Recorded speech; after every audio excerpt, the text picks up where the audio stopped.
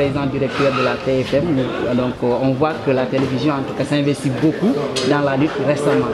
Est-ce donc à dire que c'est une manière de, je peux dire, donner un coup de pouce à notre sport national?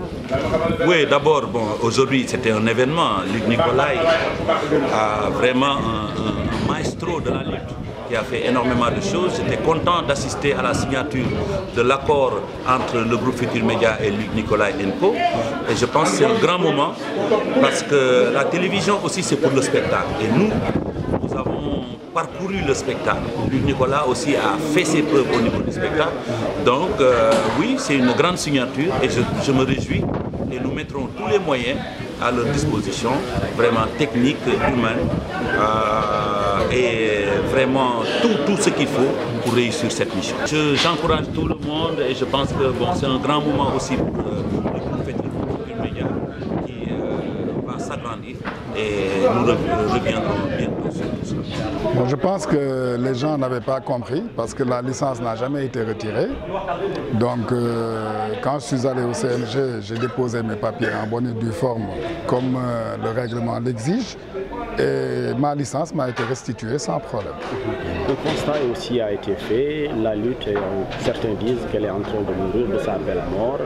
Partagez-vous ce même sentiment? Écoutez, il faut qu'on se dise la vérité. Quand même, la lutte n'a plus vraiment l'engouement qu'elle avait auparavant. C'est ça qu'il faut qu'on se dise la vérité. Mais je me dis aujourd'hui, c'est d'ailleurs la raison pour laquelle aujourd'hui, en anticipant sur votre question, je vais dire que c'est ce qui a quand même motivé aujourd'hui la signature de contrat qui a été faite avec le groupe Futur Média pour éventuellement signer un partenariat pour rehausser la lutte, revaloriser la lutte et effectivement ramener la lutte au devant de la scène. Et je le dis tout le temps, je le dis que nous n'allons pas aujourd'hui quémander, nous n'allons pas demander aux sponsors de venir nous donner ou nous... Non, non, non, non, non.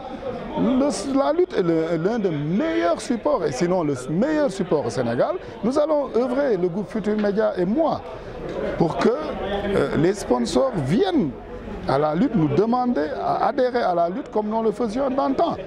Et je pense que nous allons y arriver parce que nous allons mettre tout en œuvre pour éventuellement arriver à nos fins. Et qu'est-ce qui peut relancer cette discipline?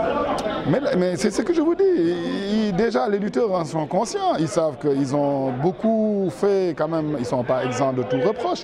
Ils ont un peu fait des choses qui n'étaient pas trop orthodoxes, qui n'ont pas amené la lutte là où on l'attendait. Mais ils en sont conscients parce qu'ils traversent des moments très très difficiles. Donc aujourd'hui, c'est eux-mêmes qui aspirent à tout ce qui va contribuer à la bonne marche de la lutte pour pouvoir éventuellement ramener la lutte là où nous l'avions laissée il y a 2 ans. Et je pense que nous allons tout mettre en œuvre pour arriver à ce stade et je pense que nous y parviendrons. Si je vous comprends, tu voulais dire que les lutteurs doivent faire des concessions? Des concessions, non, c'est juste faire quelque chose de normal. Parce que ce qu'ils ne faisaient pas n'était pas normal. Ils ne respectaient, voilà, ils ne respectaient pas les contrats qui étaient signés avec les sponsors, et ce qui est très grave, parce que c'est les sponsors qui financent la lutte en partie, et même pour dire à 90%. Donc maintenant, ils en sont conscients, et les sponsors aussi, ils avaient raison, parce qu'ils y trouvaient leur compte, mais à un moment donné, il y avait trop de choses qui n'étaient pas professionnelles. Donc je pense qu'avec ce partenariat, nous allons nous battre pour vraiment sceller quelque chose de solide et ramener la lutte vraiment dans un environnement sain, fair play, et pour que nous puissions aujourd'hui atteindre l'objectif qui est de ramener la lutte au-delà de là où nous l'avions laissé en 2012. Et je pense que nous allons y arriver et nous n'allons pas s'arrêter à la lutte, nous allons passer sur beaucoup de choses et je pense que ça va plaire au Sénégal. Le site qui doit abriter l'arène nationale est un sujet à polémique. Votre position par rapport à ça? Moi, ma position, elle est très personnelle. Hein? Parce que ma position, je me dis qu'aujourd'hui, je ne vois pas, honnêtement, moi c'est personnel et j'ai le droit d'avoir mon idée là-dessus. Je ne vois pas l'intérêt de l'arène nationale. Je ne le vois pas. Parce qu'aujourd'hui, tout le monde n'a pas les moyens d'organiser des grands grands combats qui peut drainer 30 000, 10 000, 15 000 personnes. Il y a des gens qui font des combats à Iba Mar Diop, à Alassane Djigo, à machin, qui ne peuvent pas se permettre d'aller à l'arène nationale. Comment faire une arène nationale où on met un combat où il n'y aura même pas 500 personnes? Ça n'a pas de logique.